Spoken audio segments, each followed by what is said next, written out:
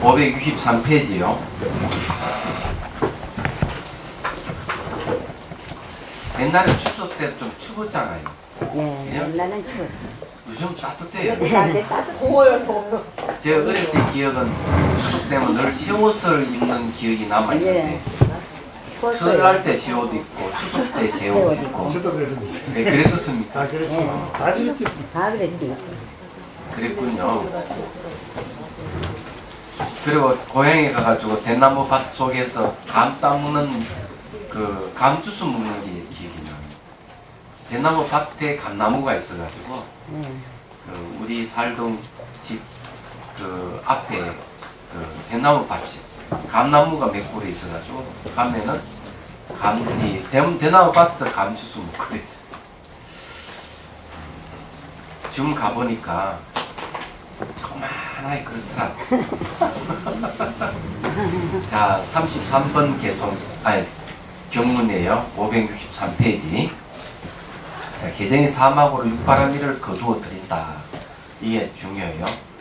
관자재보살이 다시 부처님께 여쭙다. 세존이시여 이와 같은 6종류의 응당 배워야 할 일들을 몇 가지가 증가하는 기약에 포함되고 몇 가지가 증가하는 심학에 포함되며 몇 가지가 증가하는 해학에 포함되니까. 심학은 이제 그 정학입니다. 선정을 얘기해요. 개정의 사막인데 이 개정의 사막을 좀 알 필요가 있어요.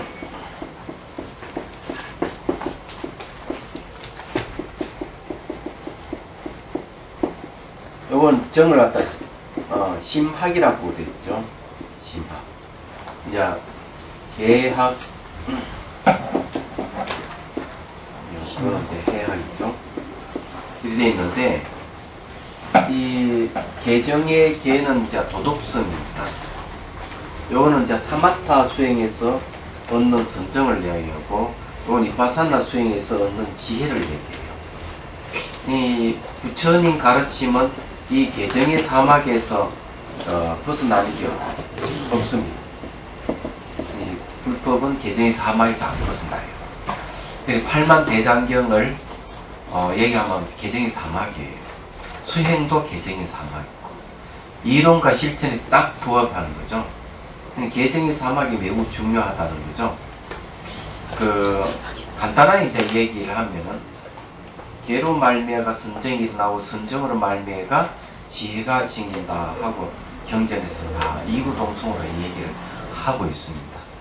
선종에서는 조금 다르게 얘기하는 게 뭔가 하면은, 개 속에 선정과 지혜가 있고, 선정 속에 개와 해가 들어가 있고, 해 속에 개와 정이 들어가 있다. 이렇게 얘기합니다. 이게 이제 서산 스님의 그 성가기감에도 그렇게 얘기를 하고 있고, 청전도론. 우리는 뭐 소성의 논설하는 청전도론에도 이 얘기를 하고 있습니다. 그런데 이 개정의 사막은 분리되어 있지 않다는 걸 얘기하기 위해서 그 얘기를 하고 있어요. 근데 개는 도덕성이에요. 도덕성인데 상가하다 그런 뜻이 있고, 범하지 않는다 이런 뜻이 있어요. 여러 가지 이제 뜻이 있는데, 이제 이 도덕성이 있으면은 선정을 얻기가 매우 쉽습니다. 이 세 가지를 경전에는 비유를 이렇게 하고 있어요. 벼를 이제 밭에가 벼를 딱 잡는 거는 개예요. 잡아서 움직이지 않고 딱 고정시키는 정입니다. 선정은 움직임 부동을 얘기하기 때문에 낫을 가지고 밑둥시를 잘라내는 거는 해에 속합니다. 그래서 이제 그런 건데, 어떻게 이제 그렇게 되느냐 하면은, 이 선정은 그 선정을 통해서 마음이 이렇게 그 고요한 상태에 왔을 때 이제 마음의 공성을 볼 수가 있다는 겁니다. 그때 이 공성을 보는 것이 해랍니다. 이거는 선정을 통해서 공성을 보는 것이 해다. 이렇게 보면 됩니다. 도덕성은 하도 이야기해서 잘 아시겠지만은, 한 가지 얘기하면 이런 걸 얘기를 할 수가 있어요. 계락하는 거예요. 우리가 고기 먹잖아요. 그죠? 고기는 식당에서 안 떨어지죠. 옛날에 고기가 먹기 참 힘들었는데 요즘 너무 쉽습니다. 근데 고기를 먹는 것은 살생의 원인이 되는 거예요. 살생의 원인.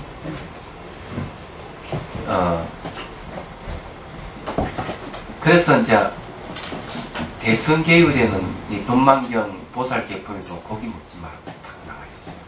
얘기하시고. 근데 쉽게 이제 얘기하면 그렇게 고기를 먹지 않는 것도 바로 도덕성에 속하는데, 왜 이제 요 한 가지 얘기 들은가 하면, 고기가, 우리는 그냥 단순히 고기를 먹지만은, 우리 세속 사람들 고기를 너무 즐겨 먹기 때문에, 엉뚱한 얘기인데, 자비선사 도량에 물이 넘쳐서, 밭에 피해를 입었습니다. 고기 먹는 거와 관계 있습니다. 그게. 환경 기후. 예. 고기를 많이 먹게 되면은 소, 돼지라든지 동물을 많이 키우게 되고, 이제 분노라든지, 그러니까 똥이죠. 하품면 이걸 통해서 이산화탄소가 많이 배출되고, 이산화탄소는 바로 기후 변화를 갖다 줍니다. 온도 변화. 1, 2도가 높아지죠. 지금 보면은. 그러게 되면은 온도가 높아지면은 태평양에서 뭐가 많이 형성되는가 하면은 태풍이 형성돼요. 그 태풍이 블라벤이 요번에 와가지고 그냥 성주 땅 위로 지나갔죠. 웬만한 비가 와도 자비선사는 아무지도 않는데 이번에는 비가 너무 많이 와가 노량이 파였어요. 그러니까 이게 묻어놓은 관이 너무 작아가지고 막혀가 물이 넘쳐서 밭을 위에 덮어버렸습니다. 얘기하자면. 그리고 이제 그 피해를 좀 봤죠. 그러니까 이게 무심코 여러분들이 입맛을 도우기 위해서 고기를 먹지만은 거기에는 이런 피해가 온다. 결국 직접적으로 우리한테 오는 거. 그래서 서울시에서 뭐 하는 게 하나 있더라고요. 빗물세락하는 걸 받겠다 그래요. 빗물세가 뭔가 하면 비가 내리면 땅에 물이 스며 들어가면은 그게 다 흡수하기 때문에 좋은데 시멘트 바닥이라는 물이 나중에 흡수되지 않고 그것이 그대로 침수의 원인이 된다는 거죠. 얘기하자면. 근데 그런 게 왜 생기느냐 하면은 우리가 늘 고기를 즐겨 먹는 거하고 연관이 있다는 거. 반성해야 돼요. 우리나라 닭고기를 1년에 먹어 치우는 게 5억 마리 이상이라는 거. 그 생각을 하셔야 돼요. 우리나라만 소비되는 게 엄청나게 먹어 치우는데 참 정신이 불쌍하지도 않는가 봐요. 계략하는 간단한 그런 거예요. 예. 근데 그런 것만 있는 게 아니고 지금 이야기하는 거는 그런 생명의 어떤 존중이라 그럴까, 생명은 평등하다는 입장에서 얘기를 하고 그것이 기후 변화를 가지고 우리에게 피해를 준다 이런 얘기도 있지만 기후는 생활 습관하고도 그런 게 있습니다. 생활 습관. 왜냐하면 계략하는 거는 행위를 의미하기 때문에 행위를 의미하는데 그 생활 습관이 안 좋은 사람들이 있어요.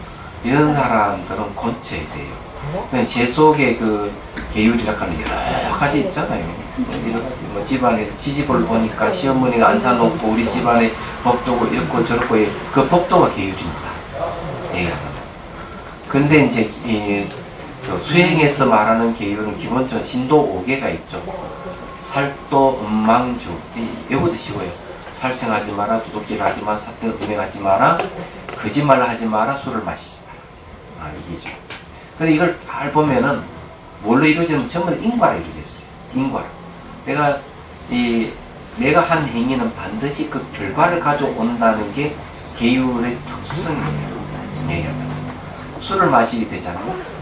술 마시게 되면은 술 마시는 원인에 해가지고 36가지 허물이 생긴다고 이제 얘기를 하는데, 논서에 보면은 술을 마시고는 한 잔 마시고는 옆집에 닭이 있으니까 닭을 잡아먹고 닭을 훔치고 그 훔치는 것 때문에 또 걸려가지고 또 어디로 가는가 하면은 그 경찰서까지 가게 되고 이런 일들이 이제 보면은 논서에 나와요. 술 한 잔 마시면 그리고 또 술을 마시고 하다 보니까 여러분 그거 아세요? 술을 즐긴다 하는 거는 그거하고다가 음욕심하고 관계되는 거 아십니까?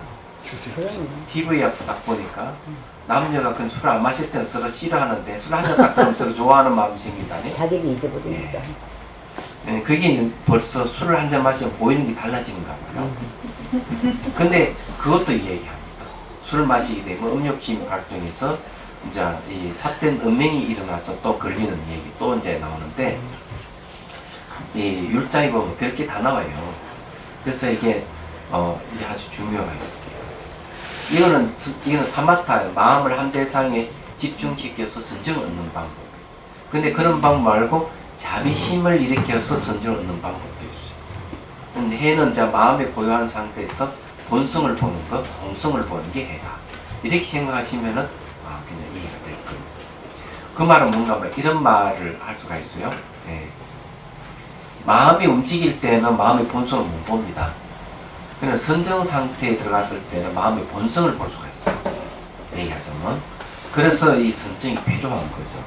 그래서 이게 해정해락하는 게 순차적이면서도 관계가 있다. 거기에 저게 뭐고, 개의 특성은 빼어버리는 데 있다. 이렇게 박혀있는 걸 뽑아버린다. 박혀있는 걸 뽑아버린다는 것은 어떤 건지 하면은, 포항공대에 강 교수님이 계시는데, 이분 그런 얘기를 한번 하더라고요. 자기는 고기를 안 먹었는데, 성황사 때문에 10몇 년이, 17년이가 됐는데, 지금 20년 넘었네, 그거. 고기를 안 드시는 거예요. 집안에서, 장모가 와가지고, 다른, 고기를 잘 먹고 있는데, 너는 왜 고기를 안 먹느냐. 고기 좀 먹자. 부인도 채소가 비싸니까 고기를 먹는 바삭하잖아요. 근데 이분은 어디 가도 안 먹으니까, 교수들이 한 잔 걸치고 있는 게 있는가 봐요. 그러니까 안 가버리는 거죠. 근데 이번에 왜 고기를 안 드시는가 하는 거에 대해서는 제가 물어보지는 않았어요. 얘기하세요. 자기는 그건 철저히 지키더라고요. 자연적으로 안 돼. 예. 그런데 이제, 어느 의사님이, 거짓말을 하지 않겠다고, 맹세를 하고, 거짓말을 한 7년째 거짓말을 안 했다는 거죠. 그러니까 제 부인이 처음에는, 아이고, 영감, 우리 거짓말 좀 하고 삽시다. 불편해 죽겠습니다. 이랬는데, 한 7년이 지나고 난 뒤에 부인이, 곱게 옷을 차려입고 절을 합니다. 영감, 당신이 거짓말을 하지 않는 그 힘으로 집안이 조용해졌다고. 분란도 없어지고. 이게 뭔가 박혀있는 거 뽑아내는 힘인 거예요, 이게. 왜냐면 거짓말 하게 되면 반드시 도통이 나거든. 그래서 분란이 생기고 막 이러는데, 그 사님 그런 거죠. 근데 고기를 안 먹는 것도 마찬가지예요. 사실은 얘기하면은, 그 아들이 둘인데, 아들이 막 그냥 이렇게 할 때, 그 교수님 눈을 한번 딱 불안하게 조용해져요. 그때 눈을 보니까 무섭더라고요. 썸짓하게. 그래서 아마 그 교수님이 당신 성격하고 관계 있지 않겠나 하는 생각을, 그래서 안 먹는 거 아니겠나 생각을 하게 됩니다. 근데 하여튼 먹지 않으면은 속에 있는 거 다 뽑아버려요. 그래서 이제 이 선정 안에서 개가 작용을 합니다. 저 지혜 안에서도 역시 이 개가 작용을 해요. 이런 걸 여러분 아셔야 돼요. 이치가 선정 안에도 그렇고 해 안에도 그렇고 다 들어가 있다. 자, 육바람미를 이제 개정이 3학으로 이제 보습을 하는데 한번 보죠. 부처님께서 관자재보살께에게 말씀하셨다. 선남자에 마땅히 알지니 처음에 세 가지는 증가하는 계약에만 보습되고 정려한 종류는 증가하는 심하게만 보습되며 해는 증가하는 해악에만 보습되는데 정기는 모든 것에 두루한다고 나는 말한다. 자, 여기서 증가하는 해계약, 증가하는 심학, 증가하는 해학이라는 말을 하죠. 증가한다고 얘기하는 것은 어떤 말인가 하면요, 그냥 개정이 사막이 아니고 수행을 해가면 그런 힘이 증가해 간다는 거죠. 도덕성도 증가해 가고 선정의 힘도 증가해 가고 지혜의 힘도 증가해 간다는 그런 뜻이에요. 그래서 이게 이제 얘기를 하는데 처음 세 가지는 계약에 속한 다음에는 보시지계 인용, 이건 계에 속하는 거죠. 보시지계 인용, 계약에 속하는 그런 거. 그 다음에 이제 선정에 한 종류가 들어가고 해는 한 종류 들어가죠. 그 다음에 이제 정지는 다 송영되는 거예요. 그니 보시지계 인용에도 포함되고 선정바람일, 지혜바람일도 정진이 포함됩니다. 그러면은 다 이제 되죠. 또 여기에는 보시지계 그 다음 여기는 이제 선정바람일, 요거는 지혜바람일, 그죠? 그러면 5개 다 나왔죠. 그러면 정진바람일은 어디 다 속하느냐? 이건 다 속하는 거죠. 그래서 이 보시지계 인욕 정진 선정 지혜 바람이죠. 그럼 계정이 사막에 딱 들어가요. 요 이야기네. 자, 그 다음 원축서 1번 보십시오. 이렇게 해서 바로 말씀하시는 것이다. 이른바 작용에 따라서 말한다. 계약은 앞의 세 가지를 보수하니 계율의 자랑은 계율의 자성이고 계율의 군속이기 때문이다. 선정 발음은 곧 심학이고 반자 발음이는 해악이다. 여러 교회가 다 같으며 명칭 그대로 알 수 있다. 정긴 발음이 일단 세 가지에 두루하니 삼학을 책려하기 때문이다. 삼학을 계속 이렇게 수행할 수 있는 작도를 해주는 게 정긴이죠. 상속 해탈형, 신멸 해탈형에서 역시 이 경쟁 같다. 계율에 관계되는 얘기 한 가지만 내가 할게요. 선생님들은 말이죠. 계율이 참 많아요. 계율이 많더라도 대개 이제 뭐 250개, 340개 이렇게 계율이 많지만은 승가를 형성하는 공동체에서 지켜야 할 계율들이 많습니다. 얘기하자면. 그런데 이제 14승가바시스라고 하는 계율이 있어요. 어떤 스님이 장사함을 옛날에 장사 믿고 다녔다. 장사 믿고 다녔는데 저 앞에서 한 10살 먹은 여자아이가 걸어오는 거예요. 그래서 지나가다가 장사를 불렁거리다 그 여자애하고 탁 밀었어요. 접촉이 이루어진 거예요. 그래 스님 얼른 칼을 끄집어내가지고 다인복을 쫙 잘라냈어. 계율 잘 지킨다고 생각했던가 봐. 근데 여자애가 딱 보더니 그걸 본 거야. 가다 보니까 다시 되돌아와가지고 10m 전바닥 뛰어와가 스님 목을 탁 깨안아버렸어요. 그럼 이 목을 잘라야겠다. 어찌해야 돼요? 잘라야죠. 잘라야죠. 근데 그 스님은 계율을 모르는 스님이에요. 한마디로 얘기하면 의도적으로 이렇게 스님이 의도적으로 여자의 머리카락을 이렇게 또 손매를 잡고 이러는 거는 악수를 하고 이러는 건 안 좋습니다. 이거는 금기사. 남녀가 접촉을 하게 되면은 마음의 동요가 일어나고 마음의 동요가 일어나면은 이 이제 그 마음속에 무의식 속에 들어있던 여러 가지 각가지 정보가 올라옵니다. 그 남녀에 관계되는 게 올라와요. 그러면 뭐겠어요? 그래서 접촉을 삼가하는 겁니다. 그런데 의도적이지 않는 접촉은 그냥 무의식적으로 그냥 툭 부딪혔다 이런 거는 계획 접촉이 아니에요. 의도가 들어가야 돼요. 의도는 반드시 결과를 가져오기 때문에 그렇다는 겁니다. 그래서 남방에 가면은 스님이 버스에 타면은 그 주위에 여자들 다 피해버려요. 예의상 피해줘요. 예의상 피해. 그게 맞는 이야기. 그런 게 이제 있거든요. 그런 게 있기 때문에 계율이라 하는 게 잘 보면 그 안에 뭐가 들어가 있느냐 하면 그래서 청정도로는 의도는 계율이다 이런 말 안 합니다.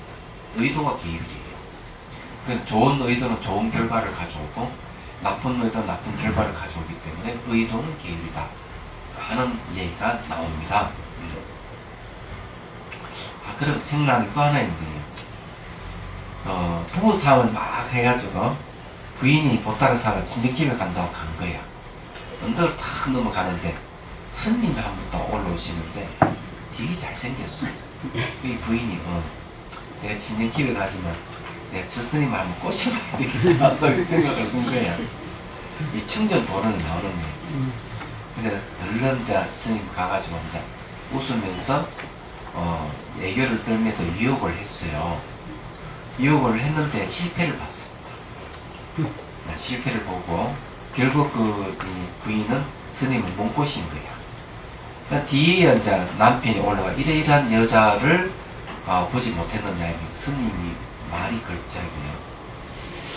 보긴 뭐가 지나가긴 가는데 뼈무더기가 지나가. 이 스님은 무슨 수행되는가? 백볼간을 수행하신 분이다. 그럼 왜 이제 그 여자를 보지 않고 뼈로 봤을까 하는 거예요. 이 여인의 이래 입을 벌리면서 저기 미소를 지을 때 햇빛에 이게 치아가 반사된대요. 뼈잖아요. 스님이 그걸 본 거예요. 그걸 딱 보는 순간 뼈로 보인 거지. 뼈무더기 있네. 그런 일화가 있습니다. 그래서 청전도로는 얘기가 비구는 여자를 볼 때 여자를 보지 말고 비구는 남자를 볼 때 남자로 보지 말라 하는 부분이 있어요. 계율이 그런 거예요. 근데 어쨌든 계율에 관계되는 이상 굉장히 많아요. 그것만 이야기 오늘 하루 다 가니까 또 봅시다. 그 비구 스님하고 비구니 스님하고 이렇게 악수하고 그러면 괜찮죠? 안 되지. 절대로 안 됩니다. 안 되고요. 비율이 없는 건데. 근데 지금 쟁보니까 그런 게 있던데요? 그건 안 됩니다. 저게 사례가 있어요. 이것도 얘기해주면 저기 좀 이상한데. 이제 94년도인가에 있었던 얘기인데, 98년도 기억이 안 나. 성가개혁, 교육개혁 추진위원회라는 걸 만들었어요. 교육원하고, 또 총무원에서 이제 만들었어요. 제가 그때 참여를 했습니다. 선은, 강은, 또, 유론, 스님들 다 이제 참석을 해서, 위원장이 도법스님이고, 제가 부위원장이 되고, 그러면 다 회의가 끝나니까 총무원장이 탁 등장해가지고 악수를 탁 하고 비구니 스님 앞에 가서 악수를 했어요. 네. 그랬을 때 벼락같이 한 소리 감히 비구가 비구니하고 악수를 하다니 호통을 쳤어요. 그 총무원장 악수가 깜짝 놀라가지고 놀랐었죠. 그 다음 비구니 스님이 악수를 못한 거야. 그래 끝났어. 다음 두 번째 해야 돼. 또 정부 원장이 나가가지고 악수를 하는데 비구니 스님 앞에 가서 악수를 했기 안 했기? 안 했죠. 못한 거죠. 근데 한 소리 들기. 총무 원장이라고 하더라도 계율에 저축되는 행위를 한다면은 안 되는 거예요. 그거 여러분 아셔야 돼요. 그럼 근데 그 호통치사는 누구 있어요? 도로 예? 아니지. 원장이. 하여튼 법정 스님은 돌아가신 3년 전에 비구니 스님하고 악수하시던데 네. 책에서 봐서요. 불필 스님, 네. 불성감사 스님. 네, 저기, 하여튼 의도가 없어야 된다는 거야. 일도 없습니다. 네. 그리고 저기 악수는 어떻게 보면은 해도 될 때도 있는 것 같아요. 네. 달라이 라마 스님도 보니 다 악수하더라고요. 부처의 당시때 이렇게 많지 않았죠. 예? 부처의 당시 때. 어림도 없지. 그래, 어쨌든 그런 일이 있다. 그러니까 제가 얘기한 의도가 들어가면 안 되겠죠. 이 불순한 의도에서 하면은 이 기율이 접촉된다 이런 이야기예요. 근데 안 하는 게 좋죠. 하신 말을 말해야지. 네, 그럼요. 자, 어쨌든 봅시다. 그건 옛날 얘기고. 자, 34번 경문. 지혜와 복덕의 자량으로 육바라밀을 보습합니다.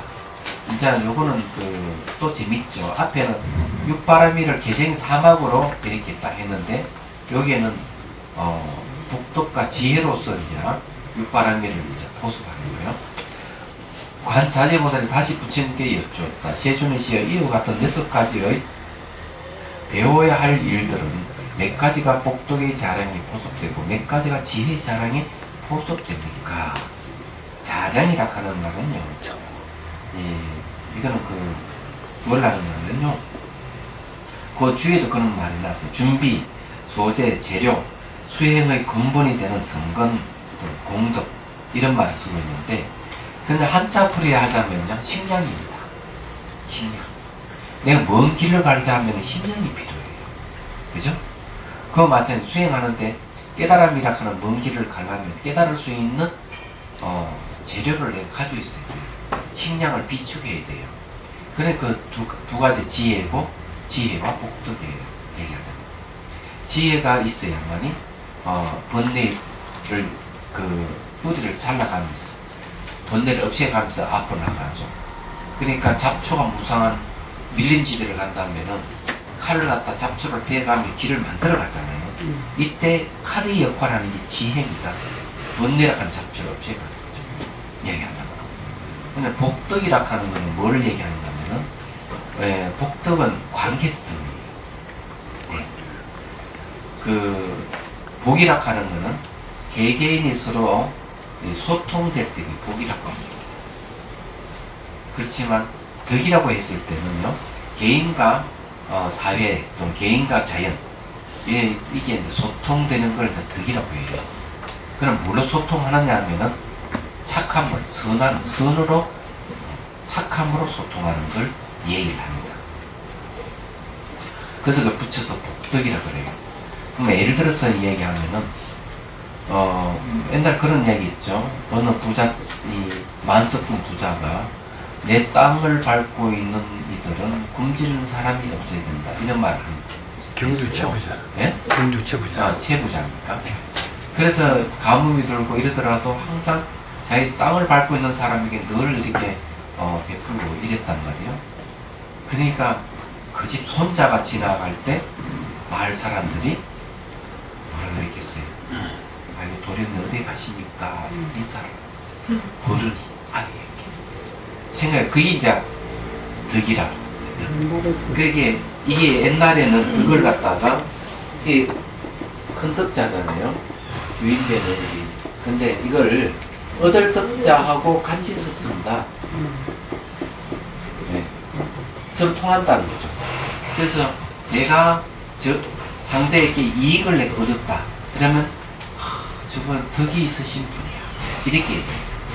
이익을 얻었기 때문에. 그러면은 이익을 준 사람은 덕이 있는 거죠. 그래 소통을 얘기합니다. 그래 이게 이제 덕이 있는 사람 한 사람만 아니라 많은 사람들에게 혜택을 줄 수 있는 사람이 덕이고, 그냥 개개인은 서로 소통될 수 있는 착함은 복이다. 이렇게 붙여서 복덕이라는 말을 쓰는 거예요. 그런데 이게 이제 복덕을 많이 이제 얘기하자면 어떤 종류가 하면은 이런 종류예요. 입시 처리대가 입시 시간이 다가오는데 차가 없다. 웬 사람이 얼른 오토바이를 받치고 딱 이렇게 시험장에 들어갈 수 있게 해줘요. 그러면 이 아이는 복이 있는 거예요. 그런데 복이 없는 사람은 어떤 사람은 복이 없느냐? 문을 딱 나섰는데 비하를 돼가지고 길 못 가면 실력은 다 가차는 복이 없다. 시험을 멈춰고 중간에 포기하는 것도 이제 그런 거죠. 이런 것도 두 사람이 아파트 당첨을 당첨에 응시를 했다 이거죠. 여러 사람 응시했는데 한 사람 당첨되고 한 사람 떨어졌다. 나이도 똑같고 다 같이 복부인이고 남편 나이도 비슷하고 자식도 둘 있고 학력도 비슷하고 다 비싼데 A라는 사람 붙었고 B라는 사람 왜 떨어졌느냐 이러면은 A라 하는 사람은 음덕을 많이 쌓아요. 음덕이라고 하는 거는 그늘 음자 근덕자 쓰잖아요. 몰래 많이 베풀어요. 떨어진 사람은 좀 인식하는 거예요. 그래서 이 방침이 안 되는 거예요. 그럼 이게 왜 그런 얘기를 이런 말만 하면 미신같이 들리는지 모르지만은 베푸는 거는 관계 소통이잖아요. 베푸는. 늘 이렇게 베풀었던 힘이 있을 때 실제적으로 당첨하는데 넣었을 때 소통이 일어나서 당첨이 되는 거예요. 이렇게 생각하시면은 되는 거예요. 그래서 늘 선한 일을 하시는 분은 막힘없이 항상 일이 잘 풀리고 어려운 일이 있더라도 누구 와서 도와주고 그런다는 거죠. 그래서 복덕이라는 말은 그래서 많이 베풀어라. 달라의 마음만 스님도 그런 얘기를 했어요. 걔도 이렇게 이뻐해지면 사람이 고리를 흔들면서 좋아하고 은혜를 베푼다. 예. 근데 자기 이익을 추구하는 사람은 결국 고통을 자초하는 것이다. 모든 상호 오전에 가면 도움을 주고 도움을 받고 살아가는 세상에서는 영리한 이기주의자가 돼야 된다. 그러나 남을 베풀면 나에게도 이익이 온다는 이런 이치를 아는 사람이 영리한 이기주의자다. 그렇게 실천을 해야 된다. 이런 얘기를 해요. 이 복덕은 그런 겁니다. 그럼 지혜와 복덕은 그럼 어떤 걸 얘기를 하느냐면은 복덕은 마치 그럴 것 같다 하면은 지혜는 바로 그래서 단계지는 그것으로 생각하시면 돼요. 그런 관계를 갖고 있다 생각을 하십시오. 자, 부처님께서 관자재보살에게 말씀하셨다. 성남자여, 정가는 계약에 보섭되는 것이라면 이것은 복덕의 자랑에 보섭되는 것이라 부르며, 정가는 해악에 보섭되는 것이라면 이것은 지혜의 자랑에 보섭되는 것이라 부르나니, 나는 정인과 정의 두 바람을 따라 모든 것이 두한다고 말한다. 자, 그러면 여기에서 이제 말하면 보시직의 운용은 이 복덕에 속합니다. 그렇죠? 그 다음에 지혜 바람에는 바로 지혜 자랑에 속하죠. 그러면 정진하고 성정은 어디에 속하느냐? 정진과 성정은 복덕에도 이렇게 속하고, 요거는 지혜에도 속한다. 이건 무슨 말이냐면, 지혜에 속한, 성정을 의지해야만 지혜가 생기죠. 그 다음에, 정진 바람이란 당연히 지혜를 얻기 위해서 정진하는 것이기 때문에, 이 두 가지는 성정과 지혜가 지혜 자랑에 속할 수 있는 거죠. 근데 복덕 자랑에 속한다는 건, 내가 선정을 얻는다 하는 거는, 마음에 내가 번뇌가 별로 안 일어났죠. 이럴 때는 보시직의 인욕을 통하는 겁니다. 내가 베푸는 것도 번뇌를 그만큼 없애는 거고, 계율지킴 당연하고 인욕하는 것도 당연한 거예요. 정견 단계 보시직의 인욕을 해야 되니까. 그래서 두 가지 다 속하는 거죠. 다만 지혜의 바람에는 번뇌 뿌리를 잘라내는 역할을 해요. 그래 어쨌든 이제 여기서 보면 복덕은 보시직의 인욕은 복덕. 그 정진까지 다 포함해서 복덕이라 할 수 있는 거죠. 그 지혜는 정진, 선정, 지혜를 포함해서 지혜의 자량에 속한다. 딱 육바람일 반을 딱 잘라서 앞은 복덕, 뒤는 지혜 자량. 이렇게 하면 좀 쉬울 겁니다. 그럼 이제 이해가 되시죠? 정년은 뭐예요? 정년은 선정을 얘기해요. 자, 생각 여자잖아요. 그러면은 생각이 고요해졌다 이런 말이에요. 정렬하는 말. 그럼 이 선정에 대해서는 간단히 선정의 힘은 어떤 걸 선정의 힘이냐면은 하은경에서 얘기는 막 듣기 싫은 소리, 뭐를 시력 끓는 소리라도 듣기 싫은 소리가 막 들리더라도 마음에 동요가 오는 거예요. 어떤 소리에도 놀라지 않는 게 선정입니다. 이렇게 얘기해야 되겠네요. 장군이 부임지에 왔는데 보니까 그쪽의 마을 사람들은 자기를 전혀 의지하지 않더라. 왜 말을 안 들을까 했더니만 산 중턱에 있는 그 절에 있는 스님을 공경하고 다 따르는 거야. 그러니까 이게 장군이 생각했어. 내가 저 스님을 제압을 하면 되겠다. 스님 초청을 해. 그래서 이제 초청할 때 막사의 앞에는 총칼을 들고 있는 군인들 세우고 양옆에 포를 갖다가 세대씩 산문이라죠. 배치를 한 거예요. 근데 스님을 기죽이려고. 그래서 스님이 총칼을 숲을 지나서 막사에 도착하는데 아무 동료가 없었어. 자리에 앉으니까 장군이 차를 따라 건너를 딱 잡아서 입에 딱 차를 대는 순간 그걸 신호해서 쾅 하고 대포를 쏘요. 그럼 기침이 떨어지잖아. 그러면 놀래가 떨어뜨려야 되는데 이 마시는 게 이 선정력이에요. 그 다음에 스님이 차를 따라 장군에게 주니까 장군이 받아 마시려니까 자그만 소리로 갈 하고 기합을 주니 깜짝 놀랐거든요. 이게 이제 선정력과 성정력이 없는 차이예요. 예. 그래서 뭐 예를 들어 바람이 불어가 저기 문짝이 쾅 하고 소리 내면 깜짝 놀라는 사람은 수행을 안 한 사람이에요. 얘기하자면. 아니래요. 아니라. 그러니까 수행을 해야 되는 이유는 그거예요. 그 스님 있잖아요. 예. 바람일 중에서 우리가 균형이라는 게 있잖아요. 예. 어떤 분들은 보시를 뭐 열심히 한다든가, 어떤 분들은 뭐 성정이 좀 세다든가, 이렇게 균형 관계 안에서 그 6가지 관계 안에서 골고루 이렇게 해야 되는 어떤 그 균형과 조화 있잖아요. 예, 골고루 해야 돼요. 네. 왜냐하면은 복덕과 지혜가 함께 가야 돼요. 네. 함께 가야만이 깨달음을 얻을 수가 있어요.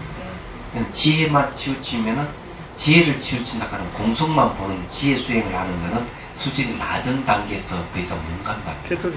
더 나아가려면 길을 열어주는 게 복덕의 힘이 있어야 되는 거예요. 그래서 금강경에도 복의 힘이 얼마나 큰가 하면은 이 세계를 변화시킨다. 복의 힘.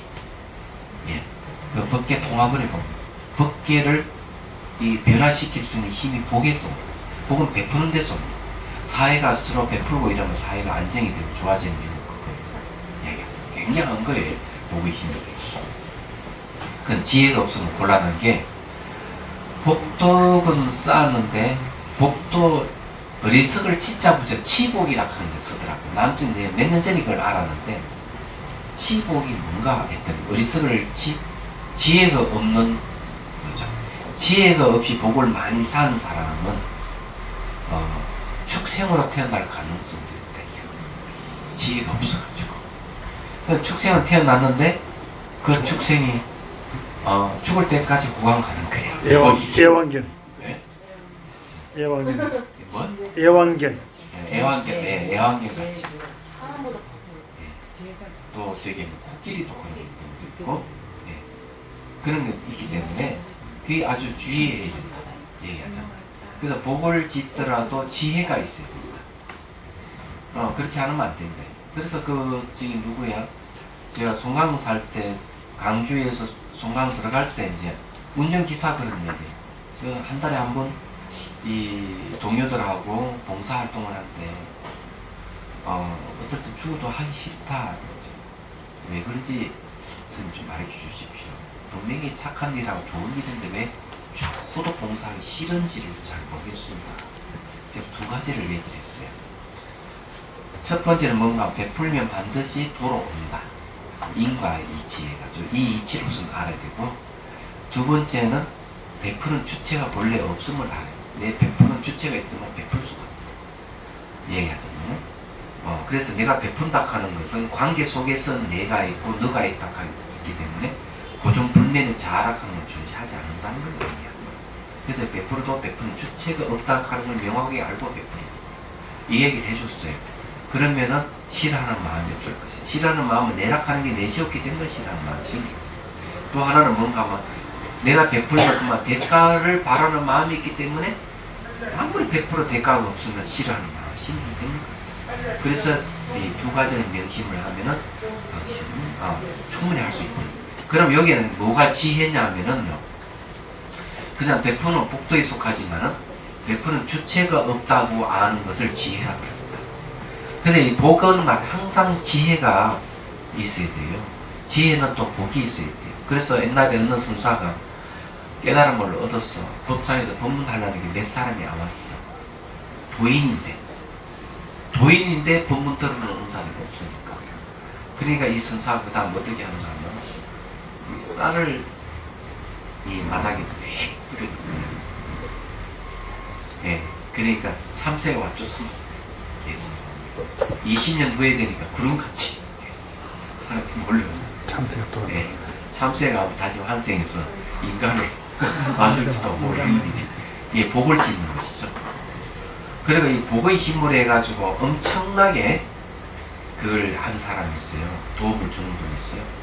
대만의 자대 공독회입니다. 이 스님, 비구니 스님인데 하련인가 어딘가 들판에 천막을 치고 늘 뭘 하나 신묘장못에 따르는 대비지를 열렸어요. 대비지를 열고 그 대비행을 하는 겁니다. 직지로. 그래서 어느 날 병원에 탁 갔더니 이 바닥에 피가 막 이렇게 있으니까 이게 무슨 피냐고 봉사하러 갔는데 있습니다. 그래 한 사람이 부산 쪽이 그 부인을 얻고 왔는데 이게 이제 그 난산이 돼가지고 피를 흘린 거예요. 그런데 병원에서는 돈을 내라는 거지. 그러면 수술해 주겠다 했는데 부산 쪽이 돈이 없는 거야. 실강이 하는 사이에 부인이 죽어버렸대. 그러니까 이 스님이 그 들썩 주저앉고는 생각을 하게. 내가 병원을 지어야 되겠다.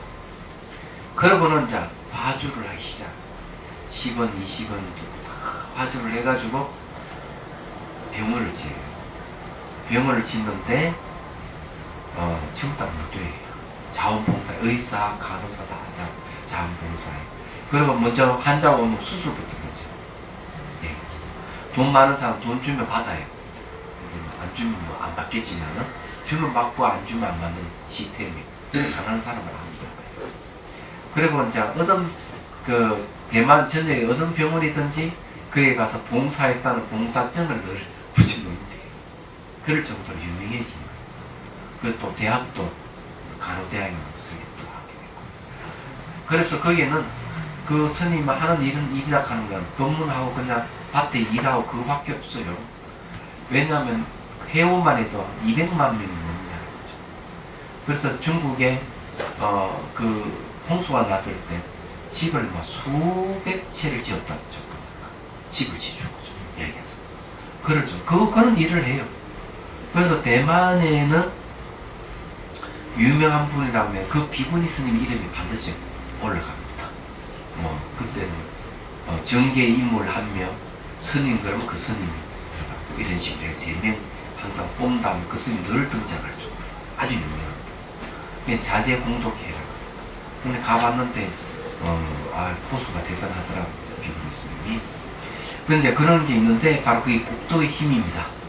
이 복은 많은 사람들이 살리는데 바로 착함이죠. 베푸는 것에서 오는 거예요. 그래서 여기에 보시직 인욕이 복덕에 속한다는 그런 세계적으로 어느 나라나 재난을 당했을 때 제일 먼저 그 봉사자들 가는 게 자제복덕. 예, 그래요. 우리나라도 있었습니다. 옛날에 신라시대 때는 절에서는 어떻게 했는가 하면 가뭄이 들면은 절에서 죽을 쑤셔가지고 그리고 고려시대 때는 뭔가 부락하는 그 조직이 있어가지고 왕족이라는 귀족들이 기지를 받아요. 받아가지고 절에다가 뭘 하는가 하면 진료소를 지리고 진료해주고 가뭄 때는 역시 죽이라도 주먹벌을 만들어서 돌리고 이렇게 했습니다. 조선시대 때도 있어요. 조선조 초기 때만 해도 그대로 있어요. 이게 보시면 사회복지 개념입니다. 조선 때는 어떻게 했는가, 세종대왕 때 실록에 보면 한 스님이 이 지금 한 성에 개화지구 별로 없고 초가지구이 많고 비가 오면 땅이 널지고 하니까 이걸 개선해야 되겠다 해서 환경동과 평안도 쪽에 가서 비단을 주고 쌀을 얻어요. 가을에는 비단을 주고 쌀을 얻고 봄에는 중국 때는 쌀을 주고 비단으로 교환해요. 이래가 쌀을 3,000성 6,000감을 그러면 장계를 올립니다. 이것을 불량미로 쓰시고 그 돈을 저에게 주십시오. 그리고 이것을 사회사업을 하겠습니다. 그럼 재가를 얻어가지고 이제 뭘 하는가 하면 여기에 이제 종로부터 해가지고 땅을 이제 진흙된 거 이제 강기 수로를 만들고 이런 식으로 이제 마을 새마을 운동 매체를 한 거예요. 그리고 이게 초가집을 기와로 바꿔주고 이런 식으로 해가지고 운보를 바꿔. 이걸 스님들이 다리를 놓고 스님들이 했어요. 대단한 일. 실록에 있는 거죠. 그냥 예, 사실로 그렇죠. 있는 거죠. 예. 근데 그 세종대왕이 우리 불교를 얼마나 폄하하고 박해를 하셨어요. 전 몰랐어요, 그거를. 아, 예, 유학을 숭산해서 유학을 숭산해서 그런 거거든요. 아니, 그리고 절을 300개만 남겨놓고 다 허물을 하고 명령을. 그래 하여튼 뭐 그래 어쨌든 말이죠. 신라 시대부터 해가 삼국 시대부터 불교가 사회 사업을 많이 했습니다. 사회 그런 걸 많이 했는데 그런 걸 잘 부과가 안 되죠. 그렇지만 지금도 있습니다. 지금 있는 것 중에 하나가 뭔지 아세요? 이게 이제 타 종교에서 뭐 고아원이라든 양로를 많이 하지만 절 자체가 고아원이고 양로입니다. 지금도 스님들은 어린 아이들을 거두어서 키웁니다. 동전. 그리고 오갈 데 없는 노인들은 절에서 살아요. 제가 절이 참 좋은 게 그래요. 그 청송 조항산의 대전사라는 절이 제가 좀 몇 개월 있었는데 마음 때문에 가서 제 은사 선생님이 주지를 했기 때문에 가 있는데 불공을 옛날에 많이 들었어요. 그러면 이렇게 시골에 그 신도들이 불공 들을 때 어떻게 드는가 하면은 쌀 한 대와 500원을 가져와서 불공 들이달라 그럽니다. 그럼 들여주면은 그냥 가는 게 아니에요. 일주일이고 이주일이 살아요. 쌀 한 대와 500원 내놓고 저를 삽니다. 근데 저를 사는데 재밌는 거는 그냥 사는 게 아니라는 거죠. 그런 게 같이 부엌에 일해주고 밥한잔 썰어주고 청소해주고 그래 살다가 가는 거예요. 그런 분이 많았어요. 그래서 절이 기능하는 것이 굉장히 밀집한 이 말은 밀집 긴밀한 관계를 갖고 그런 있습니다. 요즘은 보면 다 이 돈을 다 받잖아요. 불공비 얼마. 옛날에 그런 게 없어요. 내는 대로 주는 대로 받았지. 딱 책정돼서 기도배도 주는 대로 받았지. 기도 책정된 적이 없어요.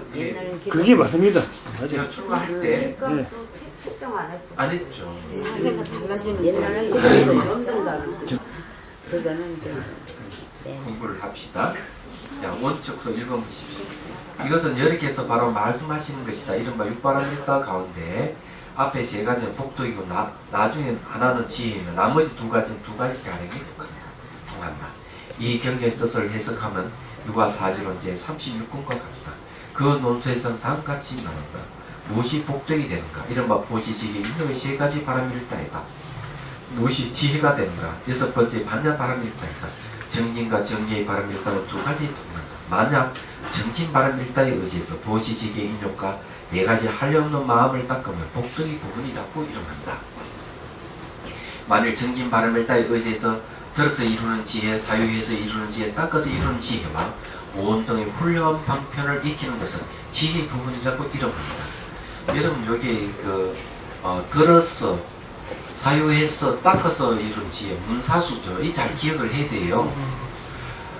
그 지혜라 그러면 내가 수행해서 뭐 이렇게 얘기하는데 전혀 그런 게 아니에요. 불교에서 지혜가 굉장히 중요한 얘기인데 다른 종교에서는 그렇게 주장을 하는데 불교는 유독 지혜를 많이 주장한다는 거. 이게 왜 지혜의 바람이를 왜 주장하는가 하면은 고통의 원인을 무지에 두기 때문에 무명이 고통의 원인이다. 괴로운 원인이기 때문에 무지를 없애요. 무지를 없애는 것은 기도를 한다 해서 무지가 없어지는 게 아니에요. 절을 100날 해도 기도 없어지지 않아요. 천도라는 뭐 수천 수만 번 하다가 기도 무지가 없어지지 않아요. 무지가 없애려면은 지혜로만. 그래서 불교는 이 사람이 갖고 있는 지성, 많은 성품, 이 지성을 최대한 활용하는 종교입니다. 그걸 여러분 아세요. 감사합니다. 그래서 이게 우리가 공부하는 게 바로 이게 지혜 부분이에요. 이게 다른 종교하고 다른 점이에요. 숨이 중요한 게 아니잖아. 내가 하는 굉장히 중요하죠. 근데 이때까지 지금 스님들이 이 뭐라는 신도들만 기도만 시키면 제일 간단하거든요. 기도만 시키면 신도 출동 살동 하거든요. 근데 요즘은 그래서 이게 의식이 깨있기 때문에 법문 듣기를 원하는 신도들이 많아졌다는 건 아주 고무적이에요. 불교 TV, 불교 라디오 방송이 생긴 몰에서 불교의 어떤 흐름이 바뀌어버렸어요. 예, 그러면- 얘기하자면. 그전에 애도 기도. 지금도 아직까지 기도 시작, 기도 끝나는 사람은 많은데, 그런 사람 다 보면 좀 이상한 사람들. 그러면 안 된대. 다 그러죠. 뭘 알고 기도를 해야지. 대부분 절수 다 그러죠. 그래서 여기 이제 얘기 그런 거예요. 그래서 이게 법문을 듣게 되면 지혜가 생기고, 또 법을 사유하면 지혜가 생기는데 차이가 좀 있어요. 더 깊어진다. 그리고 믿음에 대해서도 또 뭘 얘기하는가 하면은 논수에는 이런 얘기를 합니다. 부처님이니까 믿으라. 그런 굳이 한 군데도 없어요. 네. 근데 법문 듣고 법을 사유함으로 해서 지혜가 생길 때 믿음이 생겨요. 이게 다른 점이에요. 말하자면. 그래서 이제 듣는 것보다 사유해서 얻는 지혜에 믿음이 더 깊어진다. 그죠? 깊다 그러죠. 그리고 이 두 가지 듣고 사유한 걸 의지해가지고 수행을 하는데, 수행은 뭘 얘기하는가 하면은 내가 듣고 사유한 것이 맞는지 확인하는 작업이에요. 검증하는 겁니다. 그렇기 때문에 수행은 알고 수행하는지 모르고 수행하는 법이 없어요. 얘기하자면. 그래서 듣고 사유한 지혜를 의지해서 수행을 하면서 얻는 지혜를 수혜라 그래요. 거기서 일어난 믿음이 더 확고한 거고요. 분명한 겁니다. 그래서 어쨌든 이 지혜도 이게 차등이 있다는 거 여러분 아셔야 돼요. 듣는 것보다 사유에서 이루어지니까 깊고, 닦아서 이루는 지혜가 더 깊다는 것. 그게 이제 이 지혜에 의해서 깨달음이 온다는 것. 이걸 항상 명심을 하십시오. 그래서 이게 이제 지혜는 온통 훌륭한 방편을 익히는 것은 지혜 부분으로 이름한다. 자, 이 오온을 분석해서 공하닥하는 걸 아는 건 누가? 지혜에서 우리가 알 수가 있는 것이죠. 그래서 이 오온 등이라는 오온 18개 12처 나오죠. 여러분 잘 기본 교리를 알아야 되는 거 12연기를 알아야 되고 4성계를 알아야 되고 또 8정도도 알아야 되고 그죠? 오온 12처 18개를 알아야 되고 그 다음에 삼법인을 알아야 되고 까라마 업에 대한 거 이런 정도는 기본적으로 아셔야 돼요. 이거는 기도하고는 아무 관계없는 얘기입니다. 지혜 부분입니다. 오온 등 하는 거예요. 그러면 우리 언제 그 기본 교리 책을 하나 만들어서 한번 공부를 해야 되겠다는 생각을 좀 합니다. 네, 그렇죠. 좋습니다. 좋습니다. 지혜기 해가지고 네, 선제. 연기에 대한 공부도 하고. 예. 왜냐면요, 이거는 우리가 닦아야 되는 거지. 부처님이 주시는 게 아니잖아요. 그렇죠. 그냥 다른 종교에서는 하나님이 주니까 안 닦아도 되고. 네. 주니까 나쁜 짓 해도 선택을 네. 받으면 되니까. 그러니까요. 머리 책임이 아파요. 커요. 내 책임이죠. 누가 그러더라고요. 왜 그 교회 다니니까 교리가 너무 쉽기 때문에 예. 이렇게 예, 얘기하는데 예. 그렇습니다. 그러면 바꾸어서 얘기하자면은 무지하다는 얘기죠. 그렇게밖에 얘기할 수 없는 거죠. 예. 자, 봅시다. 그 다음에 만약 정진바람밀에 의지해서 사람등 네 가지 한량 넘은 자비희삼이다. 사무량심 아시죠? 네 가지 한량 넘은 마음을 닦아 익히면 복덕의 부분이라고 이름합니다. 그래서 이름은 자비희사 이 네 가지 무량한 마음은 선정하고 관련이 있어요. 사실은요. 만약 정려 바람일다에 의지해서 정려는 선정이죠. 5원 18개 등 가까이 훌륭한 방편을 닦으면 지혜의 부분이라고 이름합니다. 이거는 이제 정려 바람일다는 이제 선정 바람일다인데요. 내가 선정을 얻어서 5원 18개 등 이런 방편을 닦는다 이거죠. 그러면 이제 지혜가 생깁니다. 왜 그러면 5원을 잘 공부를 하면은 5원이 인간이잖아요. 공이라고 하는 걸 알게 되죠. 또 인간과 관계되는 게 또 5원이잖아요. 자연도 공하다 하는 걸 알게 되죠. 18개를 하나하나 분석해 보면은 자아가 없다 하는 걸 무아를 길을 알게 되죠. 그렇기 때문에 이제 이게 선정을 의지해서 5원 18개를 이걸 방편을 딱 푼다면 이런 말을 쓰는 거죠. 이 말은 뭔가 하면 앞에 법문을 오래된 법문 듣고 사유를 했을 때 실제로 이제 선정 반면에 의지해서 오늘 정말 공인지 무한지 또 18기가 공인지 무한지 확인해 가는 거죠.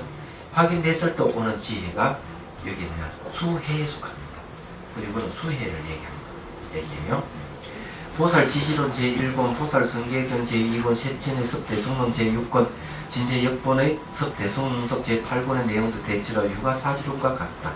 그러면 이 복도까지 두 가지 자랑에 대해 간단히 간략히 명칭의 의미를 해석하고 다음에 서로 포섭함을 판별하기로 합니다. 명칭의 의미를 해석하면 다음과 같다. 능히 복도의 결과를 내고 복도에 대해 원인이 되는 것을 복덕의 자랑에 이름한다. 이 말은 뭔가 하면요, 복덕에는 두 가지가 있다는 거죠. 결과와 원인, 원인과 결과가 있다는 걸 얘기를 하는 거죠. 그래서 이 얘기를 그게 이제 바로 복덕의 자랑이다 하는 거죠. 자, 원인이라는 말은 무슨 말인가 하면요, 영향을 주는 걸 원인이라고 합니다. 내가 무엇에 영향을 받았다면 그것은 원인입니다. 얘기하자면은 그런 거거든요. 그러면 이제 결과를 낼 수 있는 힘이 있죠. 근데 복덕을 이루는 원인, 또 그 복덕의 결과를 낼 수 있는 원인이 분명히 있을 거예요. 그리고 복덕이라 하는 것 자체가 또 원인 역할을 하죠. 그게 항상 이 볼 때 원인과 결과를 가지고 얘기를 할 때는 거기는 뭐가 있는가 하면은 증가하는 거 있죠. 이게 증가하는 게 있습니다. 그게 이제 자랑이라고 이름을 하는 거예요. 자, 능히 지혜의 결과를 내고 지혜에 대해 원인이 되는 것을 지혜 자랑이라고 합니다. 그래서 복덕을 얘기하면은 복덕을 이룰 수 있는 원인이 있죠. 원인이 있고, 그 다음에 이제 결과를 가져올 수 있는 게 있다. 그죠? 예, 그런 거죠. 자, 이게 있습니다. 지혜도 똑같이 있다. 이렇게 이제 얘기를 하는 겁니다. 그게 뭔지 한번 봅시다. 자랑이란 진제번역본 섭대성론서에 의하면 성취의 의미 때문에 자랑이라고 이름합니다. 근데 결국 자랑은 성취를 의미하죠. 쉽게 말해가지고 복덕을 쌓을 수 있는 원인을 내가 지어서 복덕이 생기고, 그죠? 그 다음에 이제 그 결과를 낼 수 있는, 복덕이라 하는 결과를 낼 수 있는 것에 의해서 복덕이 생기고, 또 복덕에 또 의해서 또 다른 결과를 낼 수가 있다면은 그건 자량이라는 거죠. 말은. 그냥 자량은 식량입니다, 이게요. 여기서 얘기하자면은 식량이라고 하는 앞에 제가 얘기했죠. 멀리 가려면은 식량이 필요하듯이 성취의 의미가 자량이다. 이거 아주 중요해요. 내가 앞으로 쭉 나아가려면은 성취가 있어야 돼요. 그래서 기도하시는 분들 보면 기도의 성취에 한번 이루지만 끝까지 기도만 물고 늘어지면 또 하면 또 그런 성취를 할 수 있는 희망을 주기 때문에, 그래서 자칫하면은 기도 시작, 기도 끝나버리는 인생을 사는 분들이 계세요. 그런 거 아니에요. 수행해가 내가 조금 성취가 있으면은 계속 하게 돼 있어. 그래, 이 자량이라고 하는 거는 어떤 의미가 있는가 하면 일반적으로 식량이라고 하는 먹어서 소비하는 쪽으로 얘기를 하는데, 이 식량은 그런 게 아니고, 얘기하자면은 먹어서 소비하는 측면보다는 계속 생기는 측면을 얘기하는 거죠. 뭐가 생기죠? 영양분 같은 역할. 네, 영양분 같이 계속 앞으로 나아갈 수 있는 에너지를 계속 생성시키는 걸 얘기를 합니다. 그래서 이 복덕과 지혜가 이 완전한 깨달음이라 하는 데 이르게 하기 위한 에너지 역할을 하는 거죠. 말하자면 그래서 이런 얘기를 하는 거죠. 자, 그러면은 자 봅시다. 그러므로 제8권에서는 이 복덕과 지혜는 두 가지 작용의 힘이 있다. 첫째, 능히 도를 돕고, 둘째는 능히 도의 자체를 이룬다. 자, 도를 돕다 하는 거는 내가 도는 길이잖아요. 나 길을 가는 데 있어서 에너지 역할을 한다는 것이죠. 그리고 이제 도 자체를 이루게 되는 깨달음을 이룬다는 거죠. 그래, 하나의 과정이고 하는 결과예요. 그러니까 과정과 결과를 다 이룰 수 있다 이죠. 이 복덕과 지혜라 하는 게 대단한 겁니다. 자, 그 다음에 이 두 가지로 인하여 도가 성취될 수 있다. 그러므로 이 두 가지는 자량에 통한다고 한다. 고 말한다. 만약 무성에서 대성론석에 의하면 문집의 의미 때문에 자량이라고 한다. 문집역한 계속 모이니까 쌓인다는 거죠. 그러므로 제6권에서 자량이라 말하면 한량없는 급을 지나서 운집된 바이기 때문이다. 하고 말합니다. 그러니까 생을 거듭하며 육바르미를 수행을 하면서 거듭하면서 쌓이고 계속 쌓여가는 거죠. 소비되는 게 아니라 그랬죠. 우리는 보통 소비되는 것만 얘기하는데 여기서는 계속 쌓여가는 걸 얘기해요. 이 힘에 의해 가지고 에너지가 축적됨으로 해서 결국 깨달음을 얻는 거예요. 그래서 이게 상당히 재밌네요. 보니까. 만약 우리 자량론에 의하면 5가지 의미가 있다. 첫째는 운만의 의미이고, 둘째는 진임의 의미이며, 셋째는 장량의 의미이고, 넷째는 원인의 의미이며, 다섯째는 구족의 의미입니다. 그러므로 제1권에서 다음같이 말합니다. 자, 원만의 의미라 하는 것은 결과를 얘기하겠죠. 진임의 의미라 하는 것은 이제 자량을, 이 자량이라 하는 것은 뭘 지니게 하는 거죠. 뭘 지니게 하겠습니까? 도를 지니게 하죠. 그래 갈까요? 장량은 뭡니까? 계속 에너지를 갖다가 축적해 가면서 생성시키는 걸 얘기하겠죠.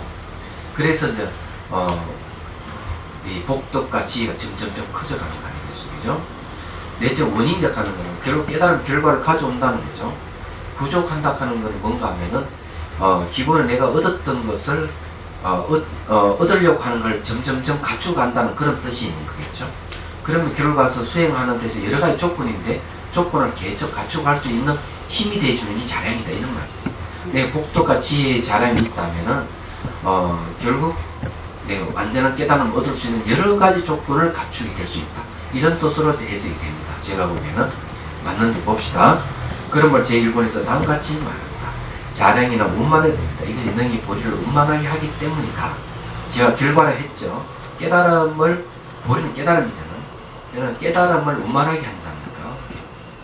결과입니다. 또한 진임으로서 의미를 삼는다. 이것은 보리법을 지니기 때문에 보리법을 37조도품 같은 거죠. 그러니까 깨달을 수 있는 수행 방법을 지닌다는 거죠. 그 자량이 그런 뜻이죠. 또 장량의 의미를 장량으로서 의미를 삼는다. 이것은 보리법을 장량하기 때문이다.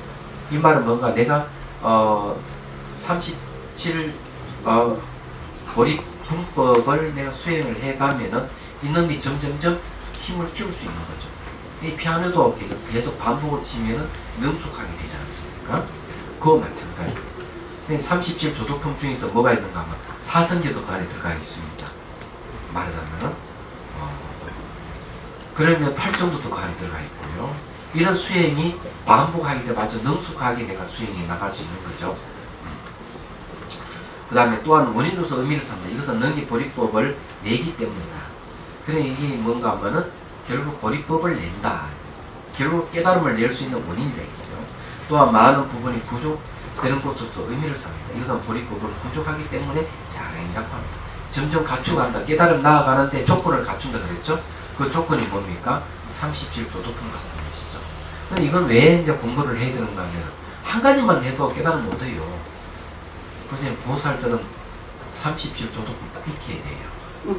왜 익혀야 되느냐 하면 중심구지 하려면 그때 따라서 지도를 해야 되기 때문에 방편을 많이 갖춰야 됩니다.